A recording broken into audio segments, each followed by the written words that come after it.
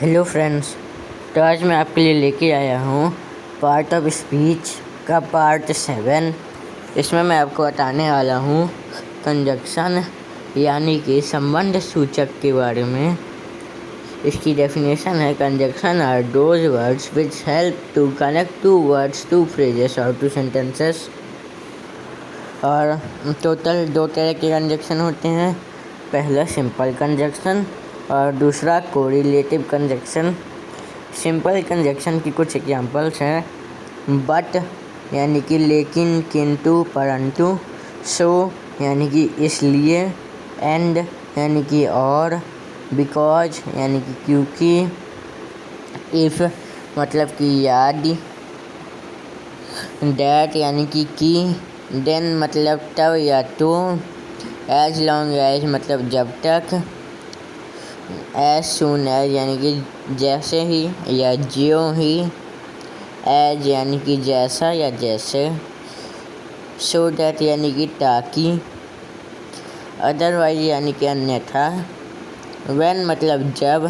As well as मतलब भी और मतलब अथवा। और दूसरे तरह के कंजक्शन होते हैं कोरिलेटिव कंजक्शन, जिसके एग्जांपल है so that, such that, no sooner than, not only but also, both and, either or, neither nor, although yet, as, so as, to.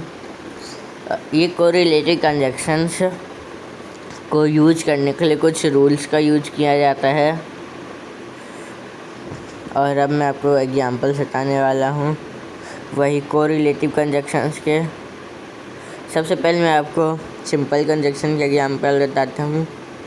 I am going because they will teach, यानी कि मैं जा रहा हूँ क्योंकि वे पढ़ाएंगे।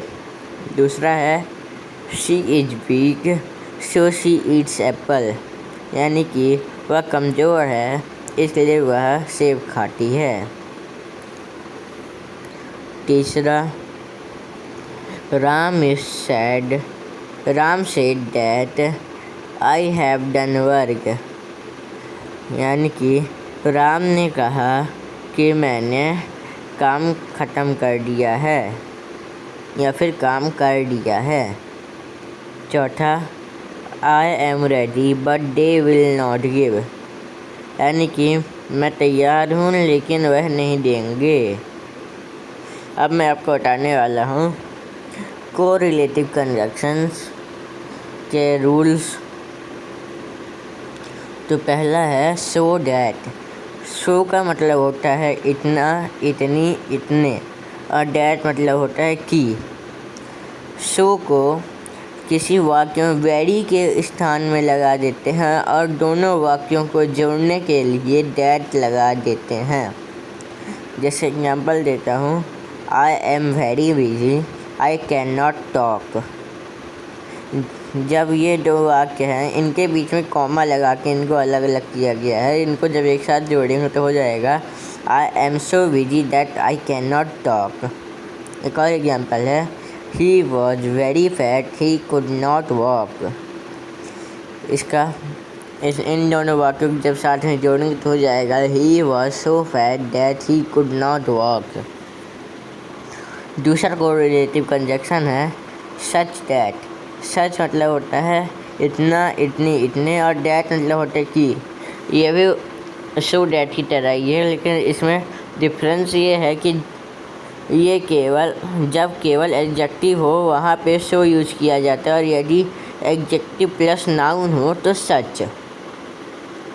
जब किसी वाक्य में सिर्फ एडजेक्टिव होता है तब वहाँ पे सो का यूज किया जाता है। वहीं अगर एडजेक्टिव प्लस नाउन हो उस वाक्य में तो सच का। जैसे I am very rich I can buy computer. इसमें जो है रिच तो हो गया, रिच यहाँ पे एडजेक्टिव है, लेकिन फिर मैन भी है जो कि नाउन है। I am very rich man I can buy computer. तो यहाँ पे एडजेक्टिव प्लस नाउन है, इसलिए यहाँ पे सच दैट का यूज होगा। और जब इन दोनों सेंटेंस को जोड़ेंगे तो हो जाएगा I am such rich man that I can buy computer. फिर दूसरा कोरिलेटिव कंजक्शन है no sooner than. No sooner मतलब ही नहीं, देन मतलब कि। जिस वाक्य में नो सूनर लगता है उसे इंटरोगेटिव बनाना पड़ता है और दोनों वाक्यों को जोड़ने के लिए देन लगाते हैं। जैसे कुछ एग्जांपल देता हूँ। I entered in the room, student started to study. यानी इसका जब मतलब है जैसे ही मैं रूम के अंदर आया वैसे ही स्टूडेंट ने यानी कि बच्चों ने पढ़ाई करना स्टार्ट कर दिया। इन दोनों वाक्यों को जब साथ में जोड़ेंगे तो हो जाएगा no sooner did I enter in the room then student started to study. फिर अगला कोरिलेटिव कंजक्शन है not only but also. Not only का मतलब होता है न केवल, बट ऑल्सो मतलब होता है बल्कि। तो इसके एग्जांपल देता हूँ। She will buy computer, she will buy mobile. तो यहाँ पे क्या इस वाक्य का मतलब है वह कंप्यूटर खरीदेगी, वह मोबाइल खरीदेगी। जब इन दोनों वाक्यों के साथ में जोड़ेंगे तो हो जाएगा she will buy not only computer but also mobile. मतलब कि वह न केवल कंप्यूटर खरीदेगी बट यानी कि बल्कि मोबाइल भी। फिर अगला कोरिलेटिव कंजक्शन है बोथ एंड। यानी कि बोथ का मतलब होता है दोनों, एंड मतलब होता है और। तो इसके एग्जांपल देता हूँ। Rahul is doctor, Rajesh is doctor. तो जब इसका मतलब क्या है, राहुल डॉक्टर है, राजेश डॉक्टर है। जब इन दोनों वाक्यों को जोड़ेंगे साथ में तो हो जाएगा both Rahul and Rajesh are doctor. यानी कि दोनों राहुल और राजेश डॉक्टर हैं। फिर अगला कोरिलेटिव कंजक्शन है आइदर और। आइदर का मतलब होता है या तो, और मतलब होता है या। तो इसके एग्जांपल देता हूँ। They will win, they will die. यानी कि वे जीतेंगे, वे मरेंगे। जब इन दोनों को वाक्यों को साथ में जोड़ेंगे तो हो जाएगा दे विल आइदर विन और डाई। यानी कि वे या तो जीतेंगे या मरेंगे। फिर अगला कोरिलेटिव कंजक्शन है नाइदर नॉर। यानी कि नाइदर मतलब होता है ना तो, नॉर मतलब ना। इसके एग्जांपल हैं he was not reading, he was not playing. यानी कि वह पढ़ नहीं रहा था, वह खेल नहीं रहा था। अब यहाँ पे जब दोनों वाक्यों के साथ में जोड़ेंगे तो हो जाएगा he was neither reading nor playing. यानी कि वह ना ही तो पढ़ रहा था ना खेल रहा था। अगला कोरिलेटिव कंजक्शन है ऑल्दो येट। ऑल्दो का मतलब होता है हालांकि या जबकि, येट मतलब होता है परंतु। इसके एग्जांपल हैं he was busy, he helped me. यानी कि वह बिजी था, उसने मेरी मदद की। इन दोनों वाक्यों को जब साथ में जोड़ेंगे तो हो जाएगा although he was busy yet he helped me.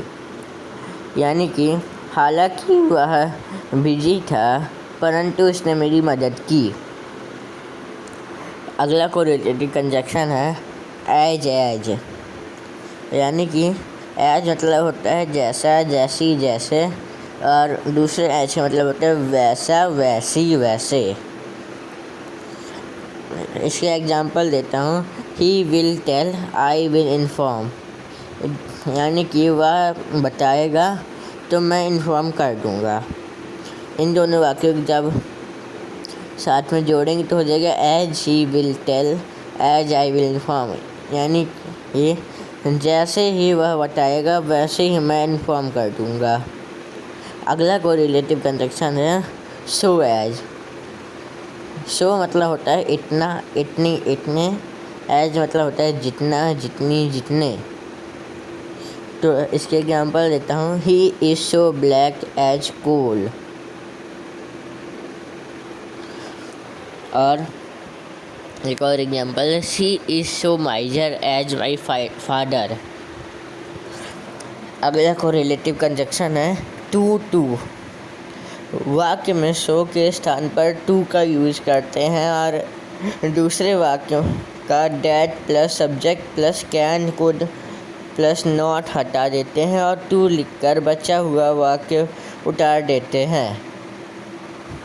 जैसे ही is so weak that she can not walk. जब इन दोनों वाक्यों के साथ में जोड़ेंगे तो हो जाएगा he is too weak to walk.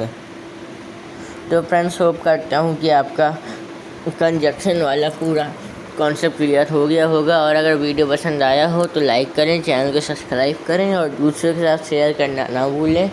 मिलते ही जल्दी किसी और नए टॉपिक के साथ किसी और नए वीडियो में। और अगर आपको इससे रिलेटेड कोई भी डाउट हो तो आप कमेंट में पूछ सकते हैं। Thank you so much for watching and love you all.